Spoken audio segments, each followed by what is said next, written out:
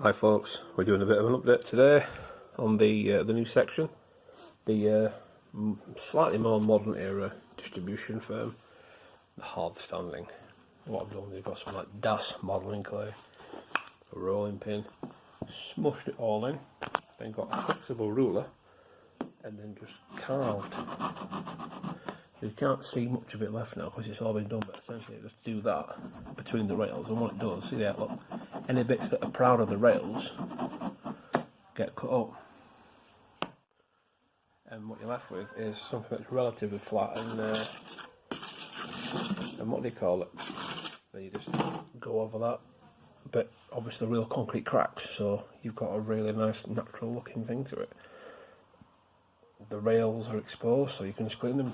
And what you do is get your favourite locomotive, run it down while the clay is still wet, and what that does,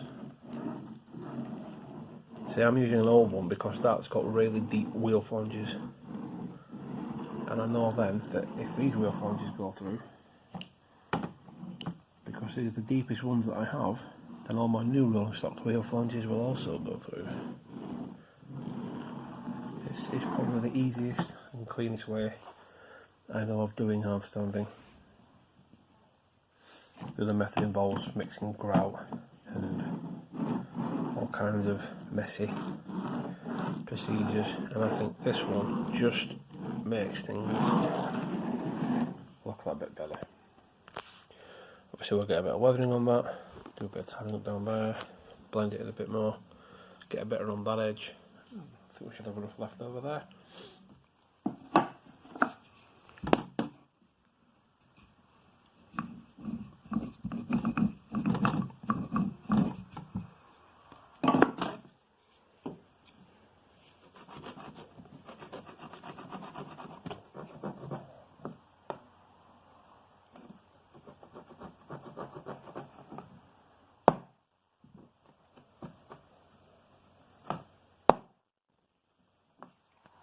That's essentially it.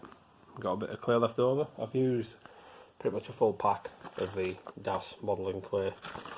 Well, probably half a pack actually, because I had some left over. All these little imperfections here, you can just move the clay back over. Let's say worn concrete never looks new for long, and the blade actually just gives it a nice natural plain look. If you want to get your finger, just do this, wet it over, just to, you can make a little bit, you know, it makes it look a bit better, but whatever.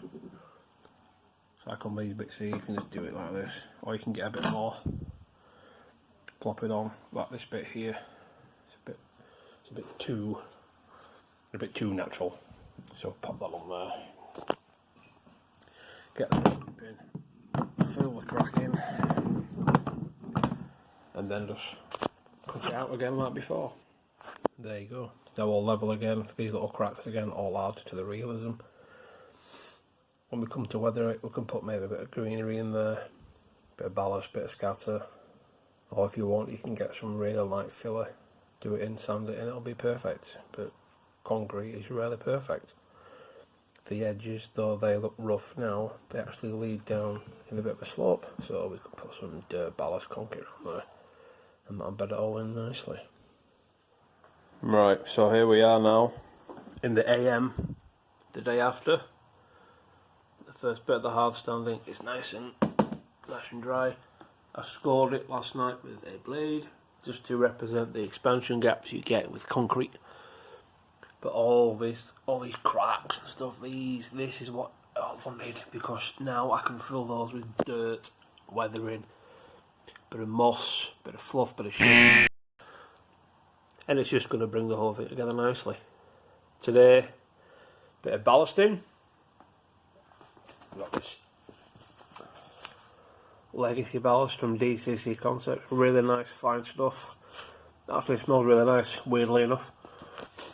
So we're going to get the track ballasted today, that should be enough, and then we're going to head over to the desk of doom and build a new warehouse which I have designed And that's going to go at the end of the layout.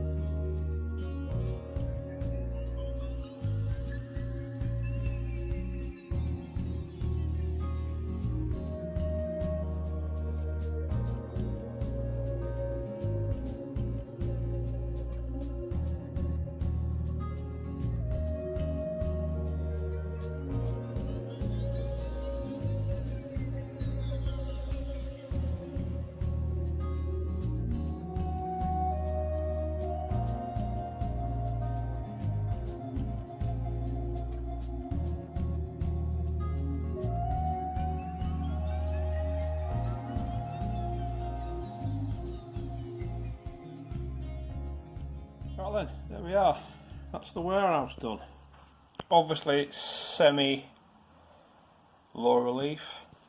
The idea is obviously it would go a lot further back in real life, so to emphasise that I've sort of made an interior printout. I've printed out an interior, and as you can see it gives the impression that it goes a lot further back than it does. Obviously the wooden floor takes away from that, but once I've done the actual flooring, you know, the main surface here, I don't think it'll look too bad. I'm really pleased with how the door turned out. Go on that side, push to open, you see through it there. Might have somebody stood outside there having a cigarette. More importantly as well, is it's just the right size and height for wagons and forklifts and things to go into. Obviously that's a tanker, but so yeah, quite pleased with that. That's the main building for the distribution centre. That's the main rail yard down there.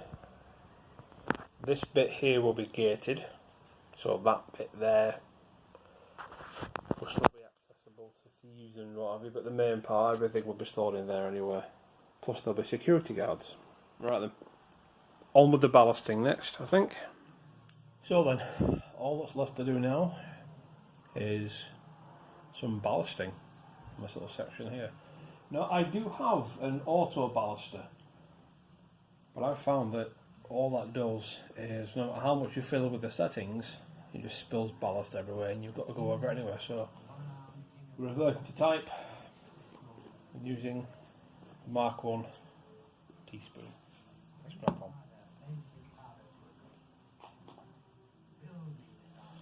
This stuff is ballast magic, it works really well. Mix it in there.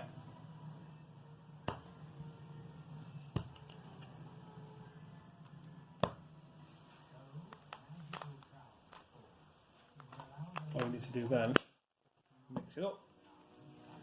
Mixy mixy. Pour it on, spray it with water. No mess, no fuss.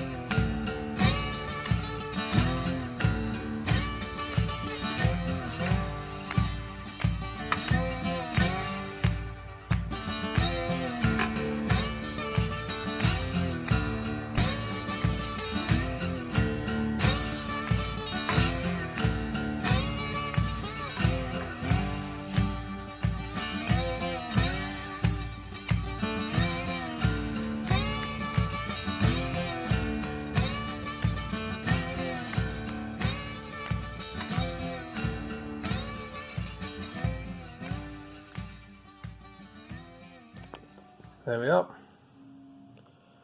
Time to let it dry.